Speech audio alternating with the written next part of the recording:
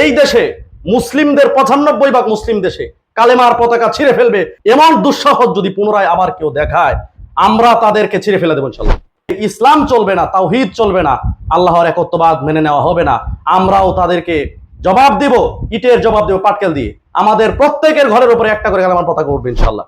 ক্বালা রাসূলুল্লাহ সাল্লাল্লাহু আলাইহি ওয়াসাল্লাম লা তাত্তাবিআন্না মান কানা ক্বাবলাকুম হাযওয়ান নালি মিন্নাল হাত্তা ইন ফীহিম মান আতা উম্মাহু আলানিয়াহ ইয়াকুন ফীকুম মান ইয়াতি উম্মাহু আলানিয়াহ। রাসূলুল্লাহ সাল্লাল্লাহু আলাইহি ওয়াসাল্লাম বলেছেন, তোমাদের মধ্যে এমন একটা সময় আসবে যখন তোমরা ইহুদি এবং খ্রিস্টানদের পদাঙ্ক অনুসরণের মধ্যে নিজেদের সফলতাকে খুঁজে পাবে। এমনকি তোমাদের মধ্যে এমন কুলাঙ্গার সন্তান জন্ম নেবে, ইহুদি এবং খ্রিস্টানরা যদি নিজের মায়ের সঙ্গে জেনা করে, তাহলে তোমাদের মধ্যেও সেই কুলাঙ্গার জন্ম নেবে যে নিজের মায়ের সঙ্গে বেবিচার পর্যন্ত করবে, জিনা পর্যন্ত করবে। নাউজুবিল্লাহ। প্রিয় ভাইয়েরা আমার, ইদানিংকালে আমরা দেখতে পাচ্ছি ফিফা বিশ্বকাপ 2026 উপলক্ষ করে আমাদের তরুণরা, আমাদের যুবক ভাইয়েরা উন্মাদনায় পাগলামি শুরু করে দিয়েছে।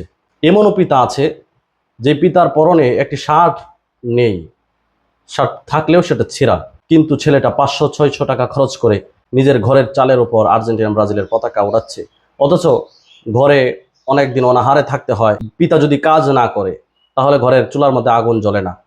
এমনও পরিবার আছে বাবার গায়ে একটি সুন্দর পোশাক নেই, সেই পোশাকটা কিনে দেওয়ার মতো ক্ষমতা যেই ছেলের নাই, যে ছেলের মুরদ নাই, এই ছেলেটা 500, 1000, 2000 টাকা খরচ করে বড় বড় পতাকা বানাচ্ছে। অথচ এগুলো সম্পূর্ণ মুসলিম দেশ। যদি মুসলিম দেশও হয়, এরপরেও তো ফুটবল খেলার জন্য কোনো মুসলিম দেশকেও সাপোর্ট করা যাবে না।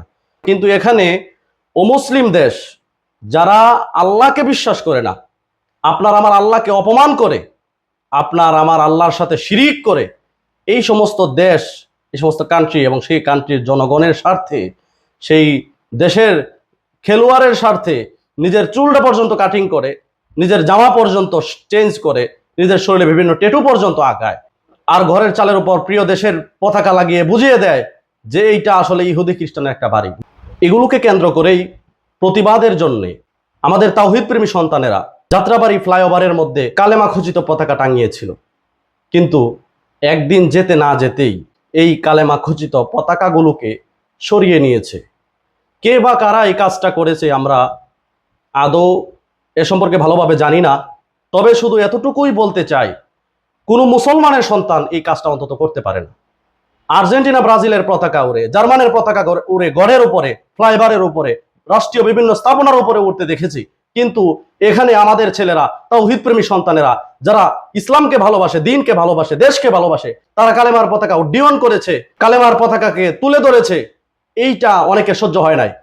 শাহবাগের রামবাম ছাগল যারা আছে, এরা এবং এদের সমর্থকেরা এই সমস্ত বিষয়গুলোকে মেনে নিতে যে পারেন, এটা আমরা আগে থেকেই জানি।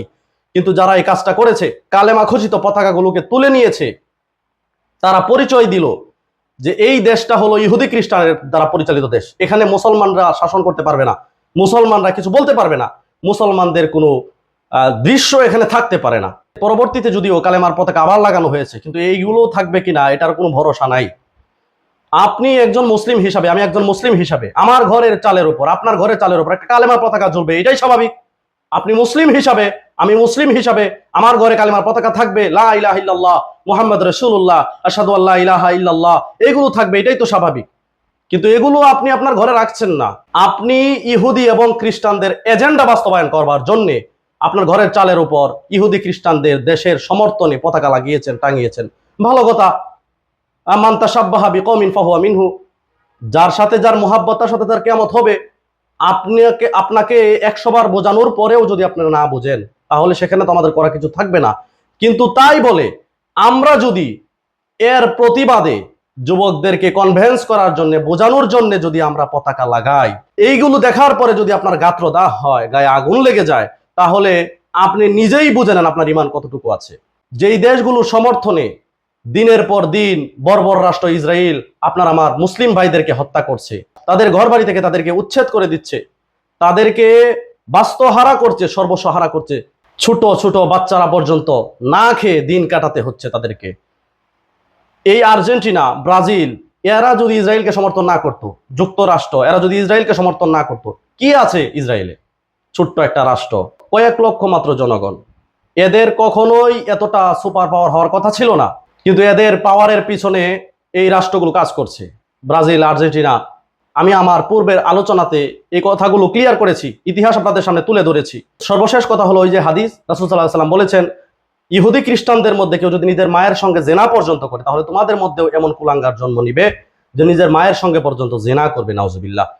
তাহলে আমরা দেখতে পেলাম আমাদের যুব সমাজ, আমাদের তরুণ সমাজ এবং যারা পতাকা খুলেছে, এই লোকটা যুবক না, এই লোকটা একটু বয়স্ক, এরা পর্যন্ত আজকে ইহুদি খ্রিস্টানদের পদে পদে অনুসরণ করছে। তাহলে আলমার উমা আমান আহাব্বা ইলাইহি, আমরা ধারণা করতেই পারি এদের হাসর নাসর হবে ইহুদি খ্রিস্টানদের সাথে, এদের হাসর নাসর হবে মেসি, রোনাল্ডো, নেইমারের সাথে। যারা যাত্রাবাড়ির ফ্লাইওভার থেকে তাওহীদের কালেমাগুলোকে খুলে ফেলে দিয়েছে, আমরা তাদেরকে বলতে চাই তোমরা একটা কালেমার পতাকা খুলবা, আমরা 10টা কালেমার পতাকা টাঙ্গাবো ইনশাল্লাহ। যদি তারা যাত্রাবাড়ি ফ্লাইওভার থেকে কালেমার পতাকা খুলে আমাদেরকে এই মেসেজ দিতে চায় যে এই দেশে ইসলাম চলবে না, তাওহীদ চলবে না, আল্লাহর একত্ববাদ মেনে নেওয়া হবে না, আমরাও তাদেরকে জবাব দিব, ইটের জবাব দেব পাটকেল দিয়ে। আমাদের প্রত্যেকের ঘরের উপরে একটা করে কালেমার পতাকা উঠবে ইনশাল্লাহ। মুসলিম ভাইয়েরা যারা আছে তাদের পড়ার টেবিলে, মুসলিম বোনেরা যারা আছে তাদের পড়ার টেবিলে, দোকানদার যারা আছে, ইমানদার যারা আছে তাদের দোকানের মধ্যে, চাকরিজীবী যারা আছে তাদের অফিসের মধ্যে, প্রত্যেকটা সেক্টরে সেক্টরে আমরা কালেমার পতাকা ছড়িয়ে দেবো ইনশাল্লাহ। তাওহীদের দাওয়াত আমরা ছড়িয়ে দেব, দেখবো তোমরা কতগুলো পতাকা ছিঁড়তে পারো। আমরা যতগুলো পতাকা তোমরা চিরবা, আপাতত আমরা রাসূলের হাদিসের সেই ভাষ্য অনুযায়ী ফাইল্লাম ইস্তাদি ফাবি কলবি, কলব দ্বারা তোমাদেরকে ঘৃণা করছি। কিন্তু এমন একটা সময় আসবে, যখন আসবে আমরা মুনকারন ফাল্লি গায়িরহু বিয়াদি, আমরা এই হাত দ্বারা তোমাদেরকে প্রতিহত করব ইনশাআল্লাহ। এই দেশে মুসলিমদের 95 ভাগ মুসলিম দেশে কালেমার পতাকা ছিঁড়ে ফেলবে, এমন দুঃসাহস যদি পুনরায় আবার কেউ দেখায়, আমরা তাদেরকে ছিঁড়ে ফেলে দেবো ইনশাআল্লাহ। তাওহীদ এই দেশের মানুষের অন্তরে অন্তরে, ইমান এই দেশের মানুষের মুমিনের অন্তরে অন্তরে, কলবে কলবে ইমান ছেয়ে গিয়েছে। এইখানে যদি কেউ বাধা দিতে আসে, এইখানে যদি কেউ অন্তর থেকে ইমানকে বের করে নিতে আসে, ইমানদারেরা তাদের কলিজা ছিঁড়ে ফেলবে ইনশাআল্লাহ।